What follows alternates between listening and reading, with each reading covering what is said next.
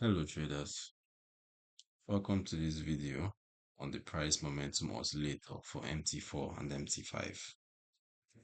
In this video, we'll look at how this oscillator plots momentum data in a sub-window, what readings imply, and what settings it includes. At this point, I'll go ahead and load the indicator on the chart so you can see how it looks in real time.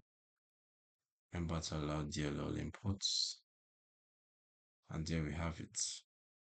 As you can see on the chart, the price momentum oscillator or PMO plots as a smoothed line in a separate sub-window below the main price chart. It measures the rate of change of price and applies a smoothing function to produce a cleaner oscillating signal compared to raw momentum readings. When the PMO line is rising and positioned above zero, it implies increasing positive momentum, suggesting bullish conditions. When the line is falling and below zero, it implies increasing negative momentum, suggesting bearish conditions. Crossovers of the PMO line with a signal line can indicate potential momentum shifts, and divergence between the PMO and price can highlight areas where momentum may not be supporting the current price trend.